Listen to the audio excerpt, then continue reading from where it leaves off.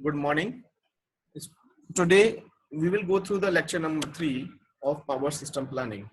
So far we have discussed the generation planning.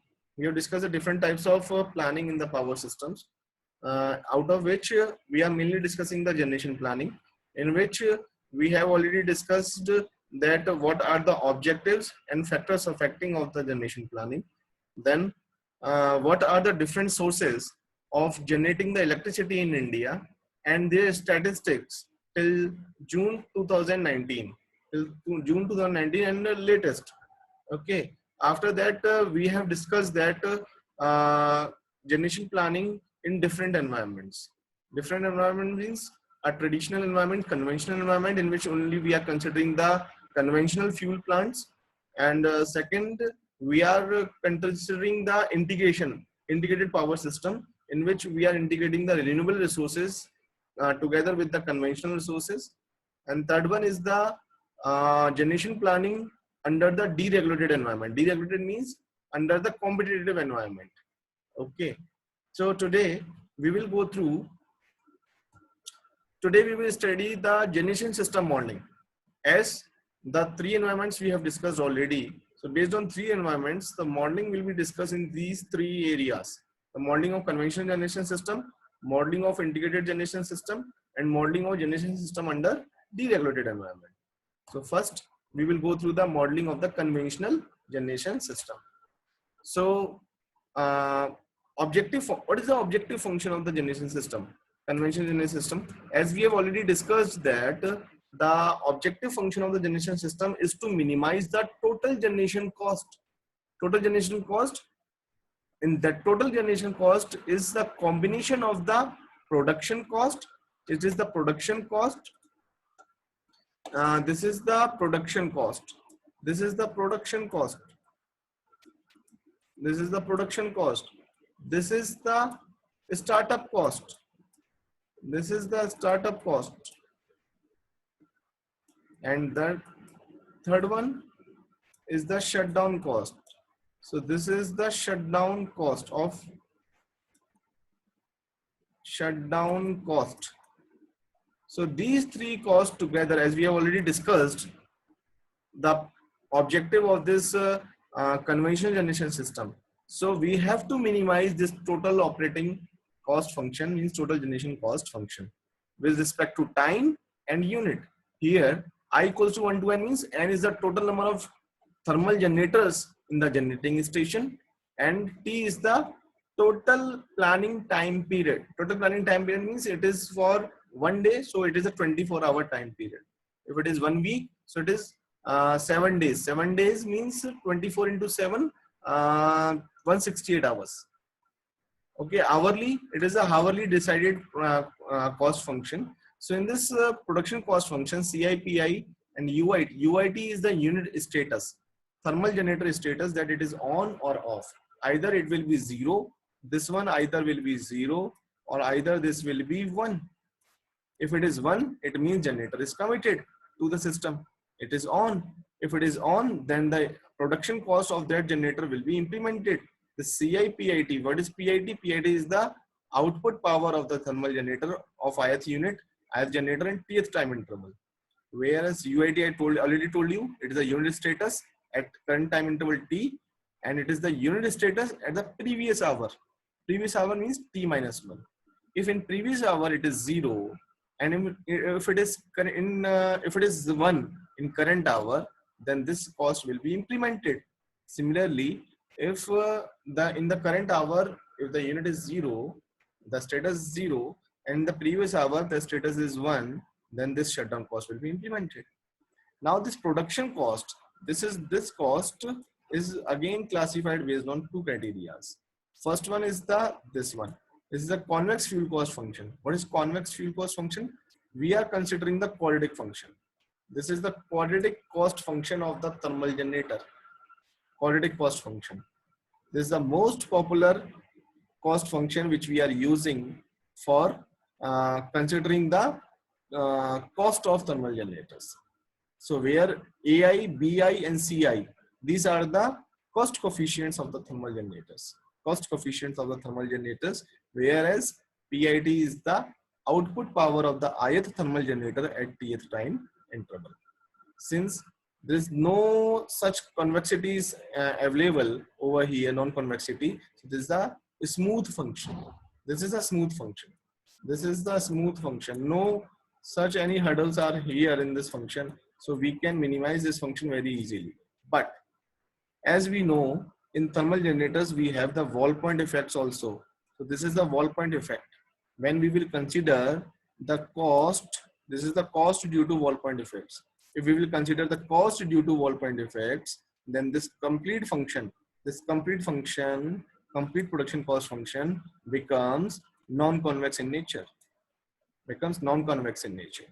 Okay, so this is the cost due to the wall point effects in the thermal generators. So we will not go in detail what is wall point effects, because wall point effects we have already discussed in the basic classes. In basic power system, students, you have already studied this, what is wall point effect. Whereas this is startup cost. What is startup cost? Startup cost again defined based on two costs, either hot startup cost or cold startup cost. This is the hot startup cost and this is the cold startup cost. So which cost will be the startup cost in each hour? So it is very simple. This is given based on these criteria. If the turn-off time of any thermal generator, of any thermal ith generator at tth time interval is greater than the minimum downtime of that generator plus the total cooling time of that generator. Means if suppose we will turn off any generator, so it takes some time to cool down.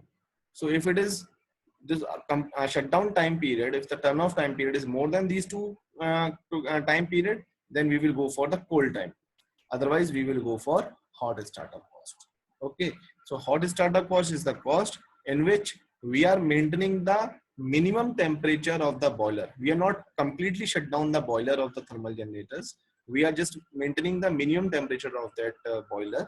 And when it is required again, so we are just giving the high temperature, we are giving the combustion process and run it again as the full capacity. So it comes again to the system at a very rapid rate. Whereas in the cold startup cost, we are shutting down the generator, we are allowing the boiler to cool down. We are allowing the boiler to be cooled down, and it takes many hours. It takes much time.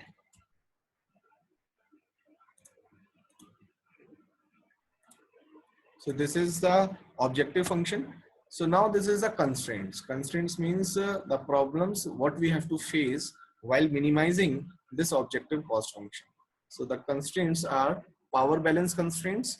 The power balance constraints, means the total output power of ith unit. The total output power of ith unit together of all the systems, considering all the generators, must be equal to the load demand at time interval t. Means at any hour, we must satisfy the load demand. We must satisfy the load demand. Whatever the load demand, we must generate that much of power at every hour, time interval. Second constraint is that spinning reserve constraint, means the sufficient amount of power must be available, must be spent into the system, so that means so that if suppose any contingency happened, any fault happened in any generator or any other system, then the spinning reserve will take place. Spinning reserve will fulfill that deficiency.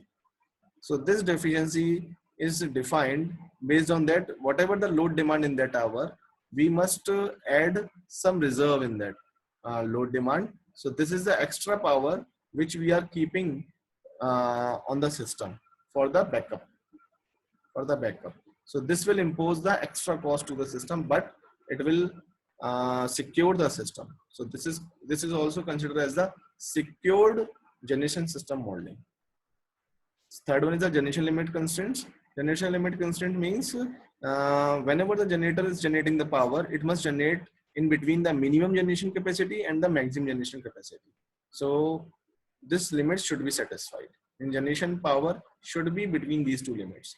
Minimum up and downtime constraints. What is minimum up and downtime constraints? Means once the unit is turned off, means if it is 0 and it is turning on, once the unit is turning on, it must be the turning off time period must be greater than equals to the minimum downtime period of that particular unit, particular generator. Okay, it must satisfy. मतलब अगर वो minimum down time period complete नहीं हुआ है, जितने समय तक वो मिनिमम ऑन ऑफ रहनी चाहिए थी यूनिट, तो हम उस यूनिट को ऑन नहीं कर सकते. ठीक है, तो उसको ऑन करने से पहले हम लोगों को उसको ये चेक करना पड़ेगा कि जो उसका मिनिमम डाउन टाइम पीरियड है, क्या इतने समय तक वो ऑफ हो चुकी है. अगर है तो ऑन कर सकते हैं, नहीं तो नहीं. सिमिलरली अगर कोई यूनिट अगर ऑन है, अगर मुझे उसको ऑफ करना है, तो मुझे ये चीज सेटिस्फाई जरूर कर लेनी चाहिए कि वो उसका minimum on time period satisfy हो चुका हो, यानी कि उसका जो minimum turn on time period है वो सेटिस्फाई हो चुका हो. Okay. Other than that, the ramp rate limits. Ramp rate limits. What is the ramp rate limits? अगर कोई भी जनरेटर टर्न ऑन करते हैं, तो ऐसा तो नहीं है कि कोई भी कंबशन प्रोसेस बहुत जल्दी से हो जाएगा, बॉयलर एकदम से हीट अप हो जाएंगे और कोई भी जनरेटर अपना मैक्सिमम कैपेसिटी पे तुरंत एकदम से चलने लग जाएगा. It take some time. So it follows some ramp functions. It follows some ramp functions. Either कोई भी यूनिट को अप कर रहे हो मतलब टर्न ऑन कर रहे हो, या तो यूनिट को डाउन कर रहे हो. तो कोई भी जनरेटर एकदम से ऑन अपनी फुल कैपेसिटी पर रन नहीं करने लग जाता और ना ही एकदम से शट डाउन हो जाता. तो it takes some time. That time period is defined in terms of ramp functions. So that constraint is also consider must be considered into the objective function. So this is all about for today's lecture, that the generation system modeling of the conventional system. Rest how we will solve, how we can solve this function, how we can solve this function, we will study in the next lecture. Okay, thank you.